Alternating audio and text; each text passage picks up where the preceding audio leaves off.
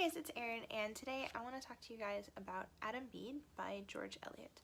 I've actually noticed that the review videos that I do on my channel don't do very well, but I want to do more review videos on my channel anyway, just because why not? It is the purpose of the video or of the channel is really to talk about classic literature, and I think that one of the best ways I can do that is doing full review videos of the classics that I read, especially the ones that I read for my classics challenges. And Adam Bede is sort of not actually part of any of the challenges for this year, but it's the first classic that I finished this year and I really want to talk about it, so I'm going to. The way that these reviews will generally work is first I will give a kind of very basic spoiler-free review. I'll tell you a little bit about the plot and then some of my overall thoughts about the work. And then after a couple of minutes, I'll move into a more detailed, more spoilery discussion, and I'll always tell you when I'm about to start giving you spoilers. So my hope is that if you're curious about the book and you just want to hear my thoughts, like general thoughts on it, you can watch the first couple of minutes of the video and then just kind of leave when I say I'm getting into the spoiler section. But if you've read the book before and you're curious as to what I think about some things or interested in just seeing my more detailed thoughts, then you can continue to watch the video and maybe join in the conversation in the comments below, which I would invite you to do here. So I have my notes on my computer. I'm not going to hold the book up. This is an edition that I got for free from a professor who was cleaning out his office, which is awesome. It's an old edition from the 1960s, and I actually really liked it because it's a floppy paperback. It was very nice. So it's kind of fun too to have a book with a story attached to it, as opposed to just a story inside of it. Adam Bede was published by George Eliot in 1859, and it was her first novel. As a first novel, this book is incredible, and I'm kind of mad at Eliot for being such a good writer. She clearly had a natural talent and an acute gift for observing and thinking about human nature. That is really what I love about her work, and that's what made me love Middlemarch so much, and it's what made me want to read the rest of her books. I wanted to see, kind of go back to the beginning and see how she developed, and to be quite honest, she developed less than I thought she would. So I really expected Adam Bede to be a lot more kind of a typical plot-driven story, and to see her kind of learn how to be an acute observer of human nature and how to express characters well. And while Adam Bede isn't as excellent a novel as Middlemarch, it's still a really good book. It's incredibly well written. And I haven't told you the plot yet. So the story follows Adam Bede, who's a young carpenter who lives in this rural part of England, kind of towards the north. He's a carpenter, and he has the community just in general really respects him. He has worked really hard to gain his own education. He is a diligent employee. He's faithful and loyal. He's a hard worker. He's careful about the future. His family recognizes that without him, they kind of probably would have fallen apart because his father has become like a hardcore drunk, and Adam sort of become the responsible figure in the house. And Adam, for a long time, seems almost too perfect, and we don't get a clear idea of his faults until much later. But as we start to get to know Adam better, we recognize that because he has such high standards for himself and adheres to them, he also has high standards for everybody around him. And when they don't meet those standards, he gets angry, he gets resentful, and he doesn't do a good job of showing mercy or trying to understand the other person and who they are and why they're acting the way that they are. And so the story gives him the opportunity to kind of learn how to work to correct his faults. One of the things he's interested in doing is marrying this girl named Hetty Sorrel. Hetty is an orphan, and she's living with her aunt and uncle, who are farmers, and the thing that makes everybody notice her is that she's really beautiful. The problem with Hetty is that she knows that she's beautiful, and that's kind of her only good quality. So even towards the beginning of the book, Eliot will sometimes kind of casually mention that Hetty gets away with acting the way that she does because she's so pretty, and because everybody's a little in awe of her. because of her beauty, but a girl who wasn't quite as pretty would have been corrected for acting the way that she does, because Hetty is very selfish and vain and foolish and self-centered and unimaginative and just kind of generally not a very good person. But she's beautiful, and so everybody likes her. And the conflict ensues when Hetty falls for a guy named Arthur Donnithorne. Now, Hetty kind of suspects that Adam likes her, and Arthur has no idea, because Arthur is a friend of Adam's too, and he really admires Adam. And Hetty and Arthur's actions snowball into some very big consequences. And while the story does continue to focus on Adam and his reaction to these things, it's their actions that drive the plot. It's kind of hard to say anything else without all of the spoilers, so I'm not going to. So briefly, a couple of things that I really liked about the story that I haven't already mentioned: the vivid nature of the characters and the fact that Elliot does think so deeply about people and human nature and how we react and why we react the way we do. I like her consideration of religion. She thinks about it in, I think, like ways that are both subtler and more overt than she does in Middlemarch. And she continues, or begins, I guess, to advocate for a kind of middle way in religion, not being overly religious, but not being so lax as to kind of be like not religious. And then the other thing I really liked in this story was the way that she built tension. It was really interesting because some of the major events in the story she never actually says happen, but she gives you just enough detail to make you kind of start to wonder, like, are these things happening? And then she'll drop a little detail in where you're like, oh, I think it's happening. And it's almost like more heartbreaking that way, because you've figured it out for yourself and you're almost kind of hoping that the stuff isn't happening, and then it does, and you're like, no. Or she'll leave you to think that something is a foregone conclusion, and then it's not. And she drops these like little bombshells in the middle of the story, and you're like, hold on. I need a minute to like recover from this. I did actually have to like pause in my reading at one point and just like breathe, because she just like major plot twist that I was not expecting, and you're just like, whoa, hold on, I need to absorb this. So that was really just really interesting. Like, it's not a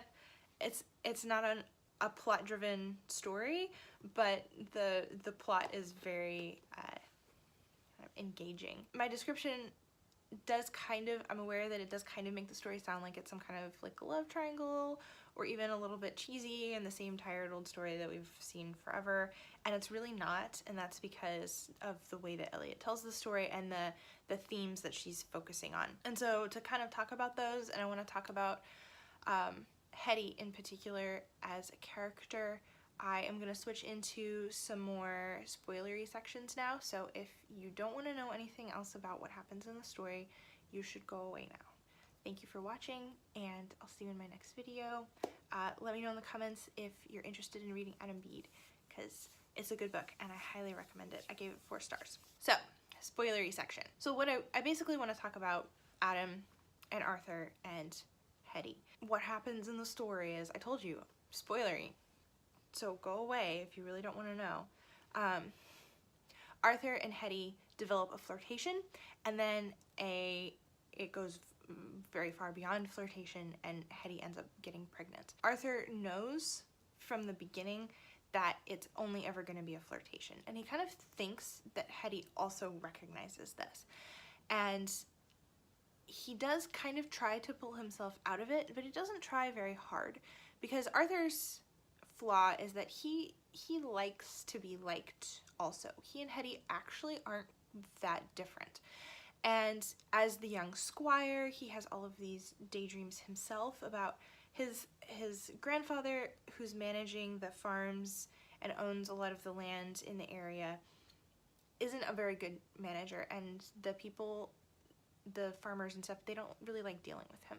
And Arthur recognizes this, and he realizes that once his grandfather dies and he comes into his inheritance, what he really wants to do is help these people and give them, you know, permit the repairs that they need, for their fences and houses, and you know, just he pictures himself as kind of being genuinely liked, and he'll ride through the towns with his fancy clothes and everybody will be like, yay, Arthur, you're the best. So he wants to be liked, and he's kind of a little bit intoxicated by the fact that this really beautiful girl is attracted to him.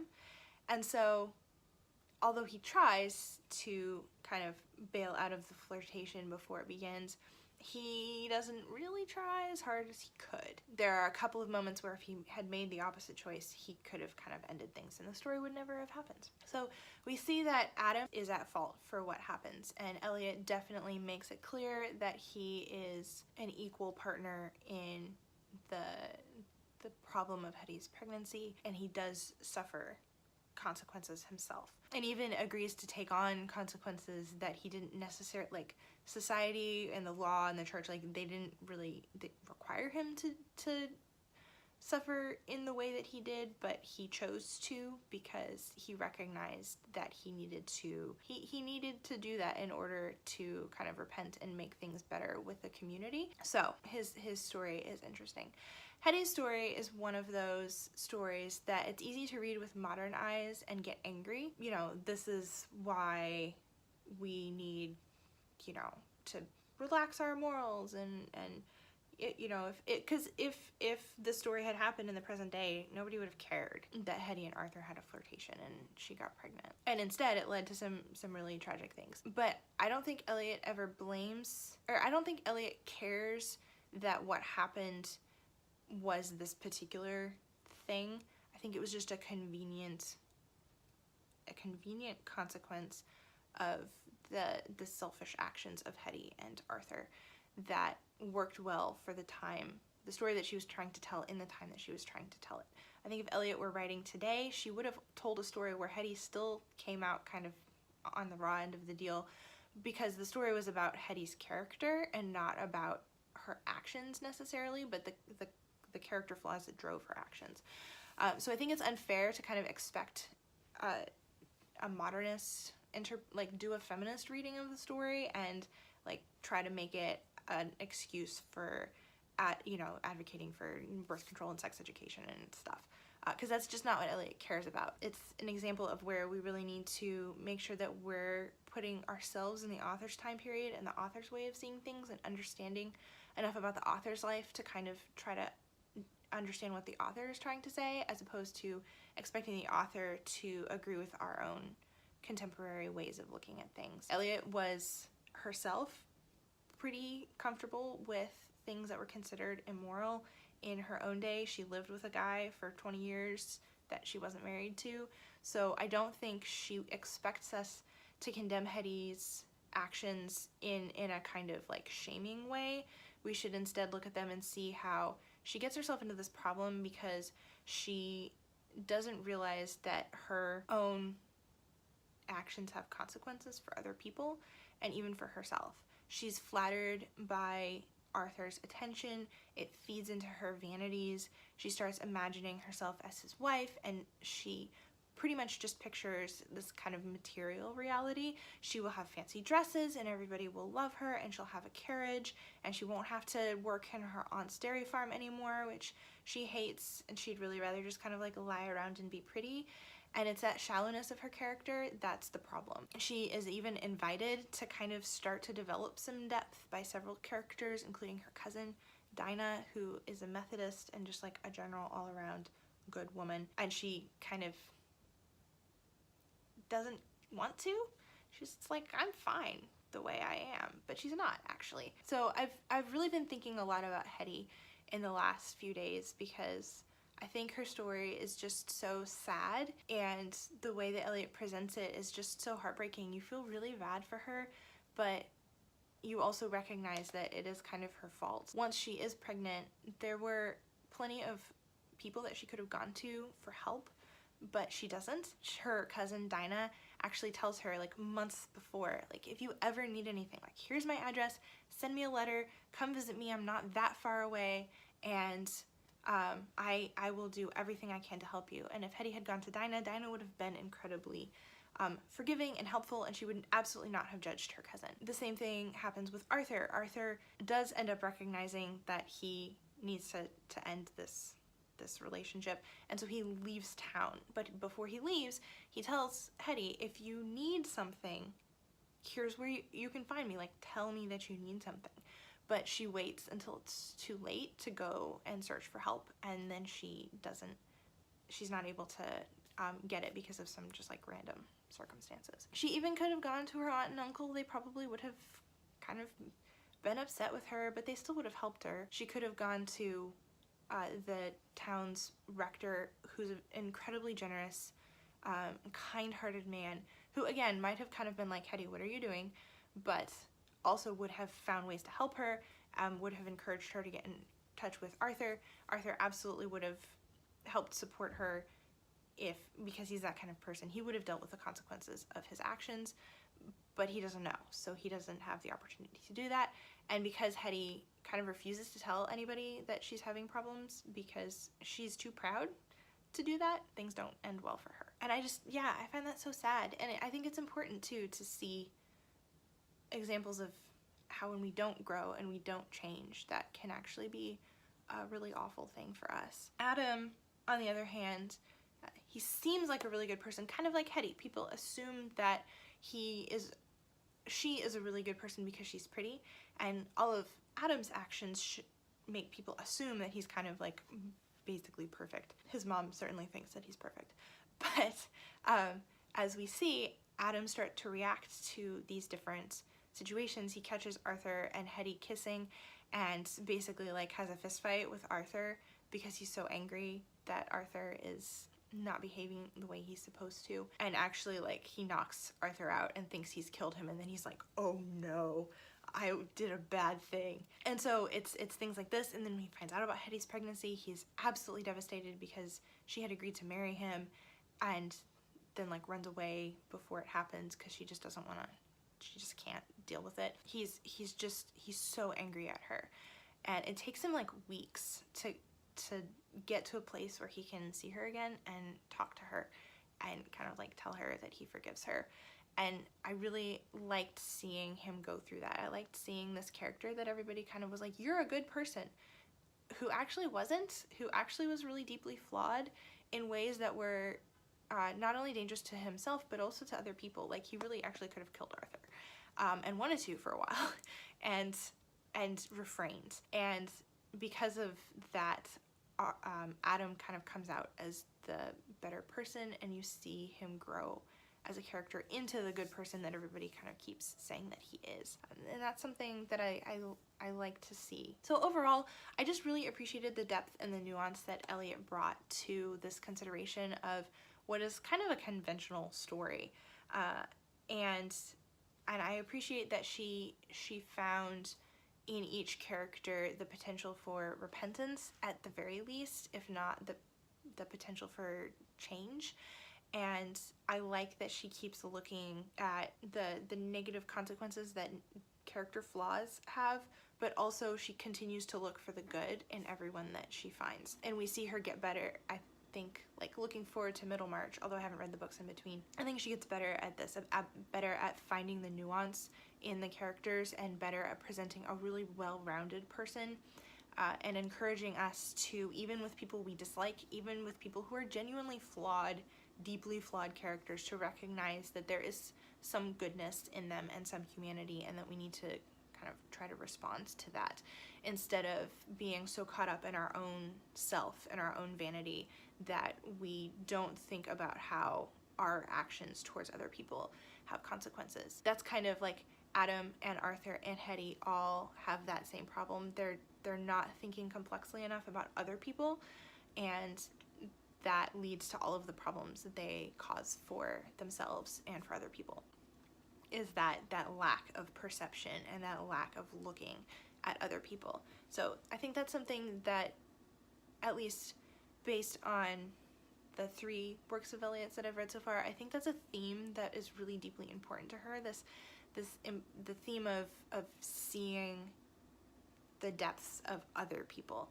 And her books certainly provide an opportunity for us as readers to practice that, which I think is just wonderful. So I could like go on and on and on about this, but I don't want these videos to be that long. I did write a blog post where I discuss some similar opinions and then also some other things, so I'll link that in the description below if you'd like to go check that out. Thanks for hanging in there, those of you who stayed to the end. I'd love to hear your thoughts and reactions and responses to the things that I'm saying, and also just your own thoughts about Adam Bede if you've read it. I would definitely recommend reading Adam Bede. Like I said, I gave it 4 stars. It's just a fantastic book. Really, really interesting, and I'm so glad that I read it, and I'm so excited to continue to read Eliot's other works. And thank you so much for watching, and I will see you guys in my next video. Bye!